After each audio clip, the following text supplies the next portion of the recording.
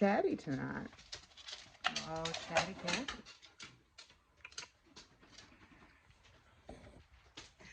Yes.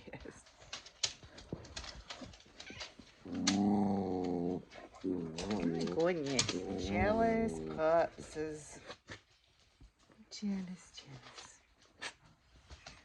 Yeah, eat your muffins. Eat your muffin girls. And there's a Luna.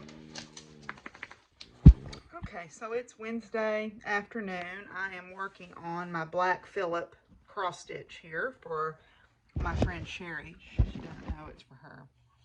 She doesn't watch my stuff, I don't think, anyway, but yeah, so I'm working on that, and I made chili rellenos for lunch supper. I had a late lunch, early supper out of chili rellenos. I grew the peppers myself. It had my own beef in it. It had my own onions in it, and the mixture I poured over the relleno, or dipped the rellenos in, had my own chicken eggs in it. So that was a nice feeling. It's a very nice feeling to be able to grow it, you know, stuff that you can eat yourself.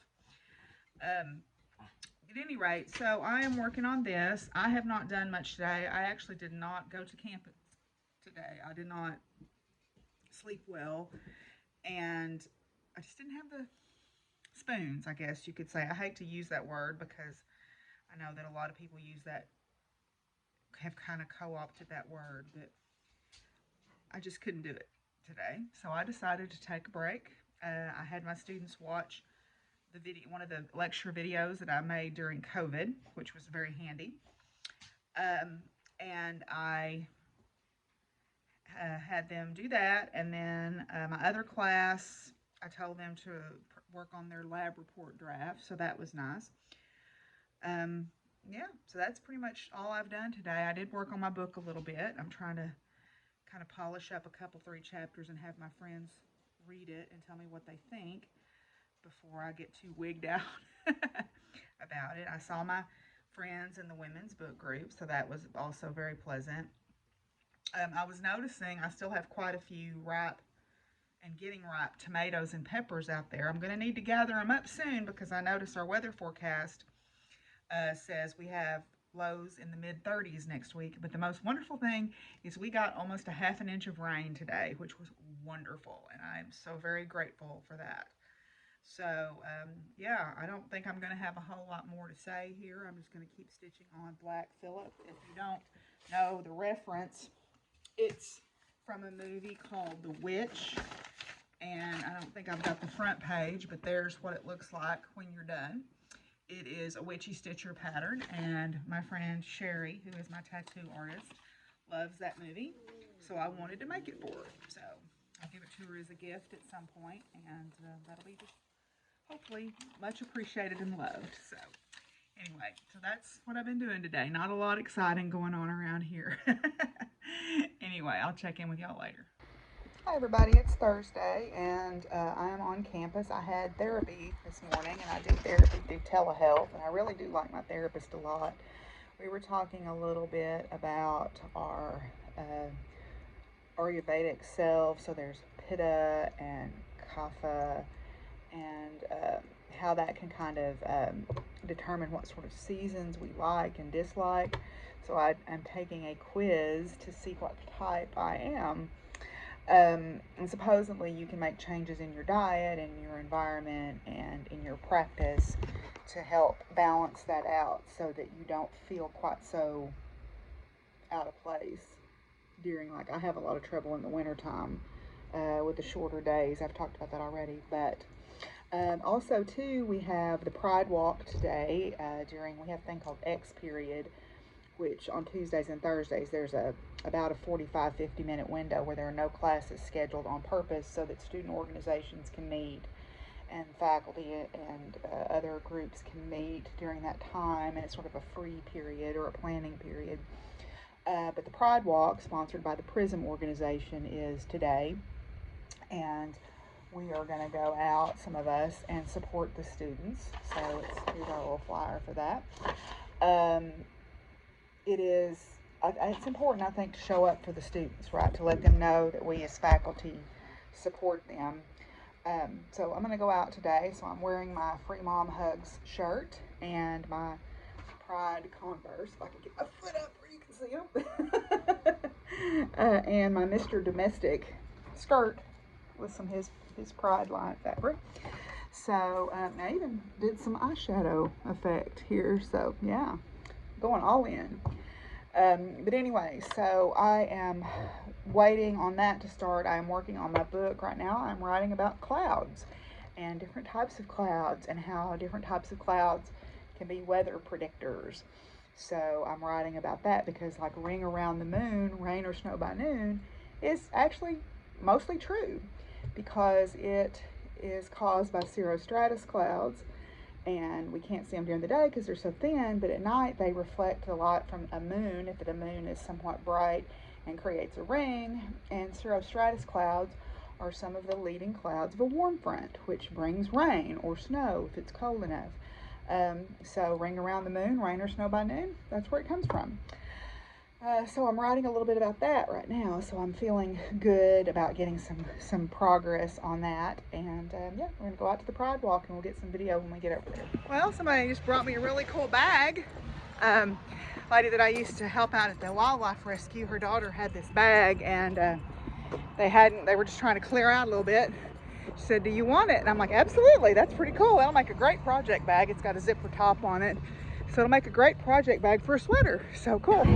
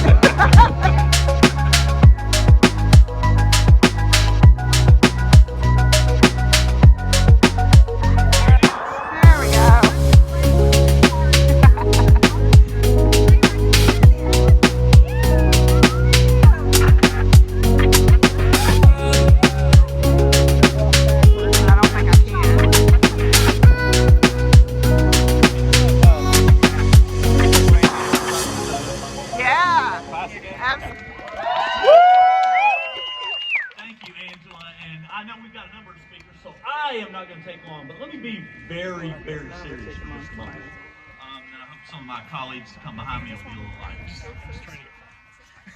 There's a whole lot about the world that absolutely positively cultivates hatred. It cultivates otherness. It cultivates divisiveness. And there's sometimes those things happen in some point around the globe. Sometimes those things happen here in our town, Conway. Sometimes I'll look around, not to the person that's right next to you, because we even form cliques within cliques. You're already probably standing beside somebody you know. Look around at everybody else's crowd. Please do that. Hey, y'all. Everybody you see should feel like they are a part of a family and a part of a community that values them and values what you're doing to not only uplift yourself, but to uplift others. In Central Arkansas and in Northwest Arkansas, who also do this kind of work, yeah, absolutely get involved. I am running for the House of Representatives from District 55, which is most of Conway. I've long been an ally. You have allies who are running for public office in this district, in this county, in this state. Well, I'm home, and go on, Sadie. Go on. Good girl. I'm home, and I'm letting the dogs out before I go out and finish my chores. It is a balmy 80-something degrees today. Our low next week's going to be down to 30. So this weekend means I got to pick everything out of the garden that's any good. I got to bring in my aloe vera and my turmeric and my ginger. Because looks like growing season's about to be over right quick. We're going to go from summer to winter. We've got rain in the forecast over the weekend, and after that rain moves out, it looks like the temperature's going to drop. We're going to have highs in the 60s, which is pretty normal for this time of year. and then lows in the 30s, and one night is supposed to get down to 30. So that'll mean there'll be a freeze, and that'll be the end of my garden for this year. So I'm gonna have to spend Sunday getting everything I can that's any good out of there. I've got some tomatoes and some peppers, and I'm gonna dig some sweet potatoes and winter squashes and stuff. So we'll have those to do us a little while. I'll probably freeze the tomatoes and use them next year. But anyway, I'm gonna get to my chores here. I'm gonna try an experiment. I've got these 2 persimmons and then these bur oak acorns. I'm planting them and see if I can get me some seedlings. That would be pretty cool. So I'm gonna go out here and plant them in one of my tubs and see if I can get me some seedlings out of the deal. Good morning, everybody. It is Friday. I'm in my office and I am gonna work on some writing here and then get ready for class. But I thought I would show you all my crocheted shawl that I'm working on. Let me look up the person who wrote the pattern really quickly so you'll know if you like it. It is just a very straightforward shawl. It's called Restless, and it's a free pattern. It is by, let me look it up, Sue Clark, S-I-E-W-C-U, I guess, Sue Clark. And it's a bunch of V-stitches, and it's kind of an unusual shape in that it has this rapid increase and then it's got a more gradual decrease. I'm working on the decreased sections now, and I made it bigger than what it actually calls for, deeper, because I wanted to use up all of these yarns. So I started out with this color, and then I switched to this color when I got to you change direction there. I don't know if y'all can tell, but you change direction, and then I had just a little bit of that color left, so I went ahead and put a strip of it in here, and then now I'm on to this color, and I'm working on the decrease sections now. But I'm trying to use up all of these yarns because I've had them for a little bit. These were all yarns by Kim Marie Knit-Knacks. And I thought they looked nice together, so I thought that they would be light in the background's making it hard. There we go. I think they look good together. They all have similar colors that run through them. So, but anyway, this will be a nice, big, yummy shawl that will be, warm to wrap up in the wintertime. So, anyway, that's what I'm working on. I'm going to work on some writing here this morning, and I'll check back in with you guys in a little bit. Okay, I have a little bit of not tale of woe about this shawl, but a tale of me being an idiot, more like. I have reknit these same 4 rows of this very simple knit 2 together yarn over lace. This is probably the 4th or 5th time because I kept getting the 4th one wrong. I knew it was wrong. I could tell it was wrong. I would rip it back. I'd rip all the way back to where the lace started. So I'd rip out 4 rows and I'd knit it again. And on that 4th row, I kept messing up. And I could not for the life of me. I'd look at the pattern. I'm like, I'm doing this right. No, it wasn't. No, it wasn't. I was reading the pattern and still doing it wrong. And I think I have finally figured out what I was doing wrong. Because to stagger the lace, the 4th row, you knit 1, yarn over, knit 1, and then knit 2 together. I was knit 1, yarn over, knit 1, yarn over, knit 2 together. So I was putting an extra yarn over in there, and it was causing me to be off. I think that is what I was doing. I hope that is what I was doing, because if I have to do this again, I'm quitting. I'm like, what is happening? I kept looking. I could not for the life of me figure out what I was doing. I would rip back and I would count my stitches. Went to this section where the lace started. I'm like, okay, I've got the right number of stitches. That's not what it is. But it's just because I got bullheaded. It was the 3rd row I was messing up on, not the 4th row. Because the 3rd row, you have to stagger the lace over. Now, why I wasn't doing that the first time through, I don't know. But the second time through, I guess I just got in my head that I knew what I was doing. And I wasn't really reading the pattern. I was looking at it, but I wasn't reading it. So anyway, this is the Galaxy Lemonade shawl.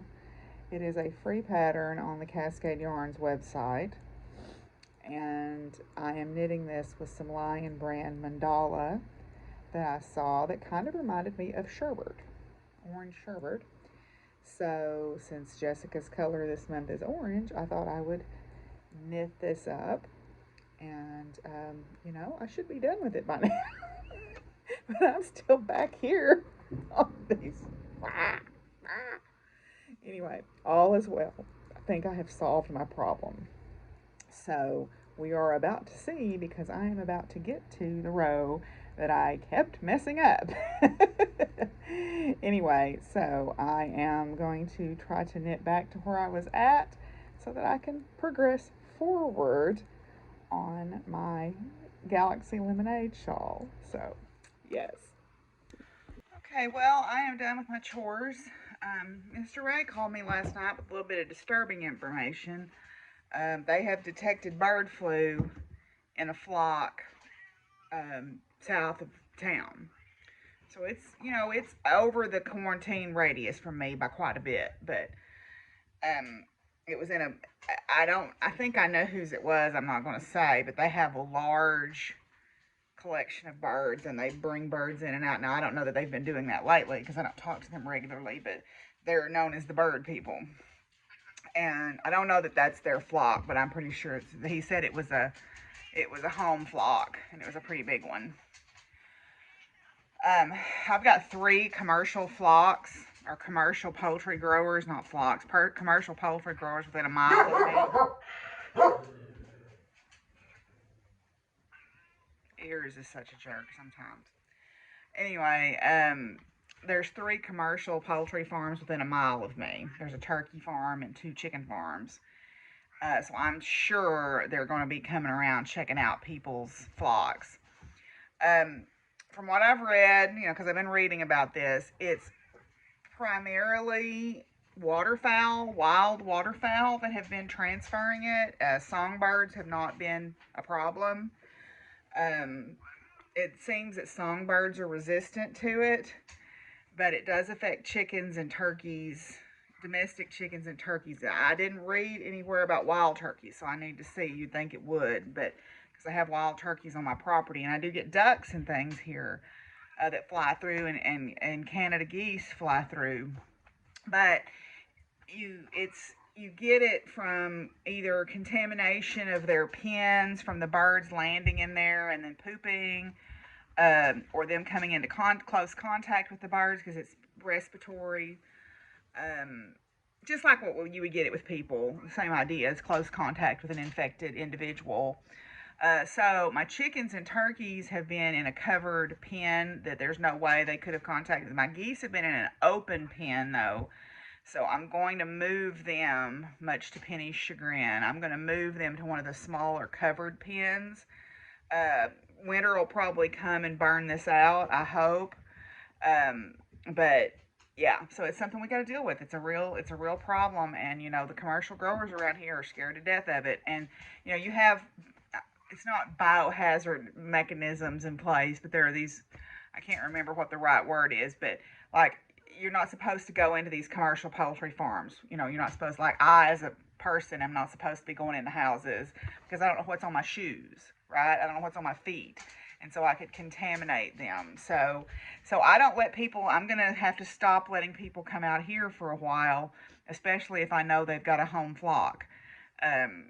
You know, so, or if they work in a commercial poultry facility, I'm just going to have to stop letting, which means I probably won't now be having my wreath party at Christmas like I was planning to do, because I don't know who all would come to that, and I don't want them tracking around, you know, and messing with my animals. And so that's the things we do, you know, to stay safe. But at any rate, yeah, found that out last night. So anyway, let's do our 2 cards. So the first one today is Fortune, Lakshmi.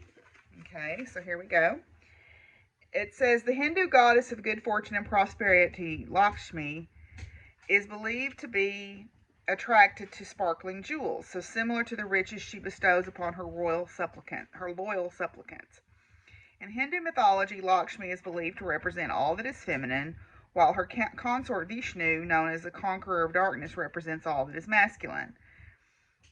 Paintings from India often show Lakshmi and Vishnu riding on the back of Garuda, the giant king of birds, as they fly across the land spreading fortune. To woo her favor, every November, on the night of the new moon, Indian women clean their homes and hang tiny lanterns that glitter like diamonds in the darkness. Not surprisingly, many believe she lives in the sky with the stars, whose gem-like brilliance adorn her beauty. The fortune card suggests that your consciousness is flying to embrace good fortune and abundance. You may also be experiencing a new awareness of beauty and love around you. The universe can be an expansive, generous place. If you feel even the tiniest resistance to this idea, perhaps now is the time to examine the role that expectations play in creating our futures. Okay, so then the next one is Oya, or strength. Okay. The storm gales that Oya, the Nigerian goddess of the wind, creates are strong enough to tear the roofs off houses and uproot huge trees. Appropriately, she is associated with strength, a card of great integrity and power. Since words are made of wind, we exhale when we breathe, and since Oya is praised for her eloquent speech, women often ask this regal goddess for the right words to ease conflicts and gain power. For this reason and others, Oya is considered a powerful patroness of female strength and leadership. To please Oya, many Yoruba wear strings of maroon beads around their necks and keep altars in their homes displaying objects sacred to her. Buffalo or bush cow horns, a copper crown symbolizing the copper palace where she lives, and her favorite bean cakes.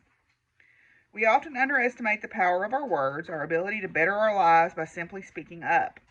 The appearance of this card reminds us that we inherently possess this talent as women. All we need to do is own it. If you are afraid to take charge by using this strength, consider what you fear may happen once you do. And I mean, words definitely have power, right? And even how we talk to ourselves, right? You know, we all tend to talk to ourselves more harshly than we would ever talk to a friend. So sometimes we need to think about that when we're dealing with our day-to-day life. Anyway, so that's where I'm going to end this video. Tomorrow is the Halloween show at the barn, so that should be some good video. So I'll see y'all in a couple of days.